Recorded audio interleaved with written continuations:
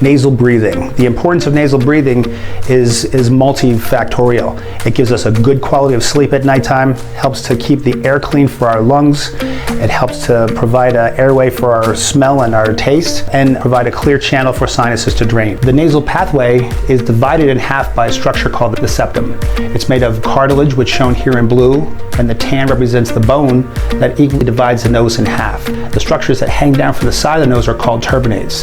The job of the turbinates is to warm, to clean, and humidify the air that we breathe through the nose, so that as the air comes through the nose and cycles around these turbinates, it comes down to the back of the nose, down to the back, through the throat, back in this region back here, and then down into the lungs where we breathe that air, down into the back of the throat where we breathe that air into the lungs. Nasal blockages occur sometimes from septal abnormalities, such as deviations. Polyps could be inside the nose blocking airway, as well as turbinate enlargements. And finally, another structural component of weakness could be the nasal valve, which we'll see in just a second. These cartoons show the 3 different areas of nasal obstruction. The first being the deviated septum. This is the abnormal septum shifted off to the patient's right side, where ideally it would be nice and straight in the middle, evenly dividing the nose in half. The second abnormality would be the hypertrophic enlarged inferior turbinates, which just physically block airflow through the nose.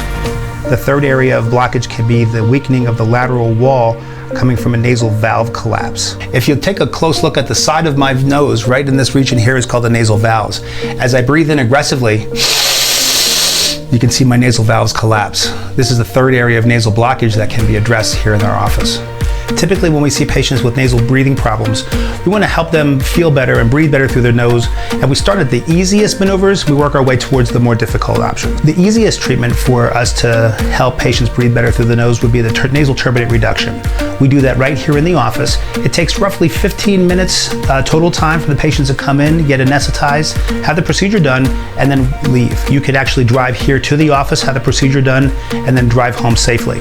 The second treatment option would be the nasal valve approach, which is a way for us to help to improve the area of breathing on the corners of the nose by placing a dissolvable stent into the lining of the nasal cavity to help keep the nasal cavity open long term.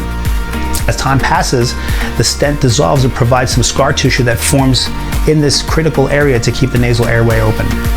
The final option that we have to treat patients would be a nasal septal reconstruction, which is typically done in the operating room under general anesthesia.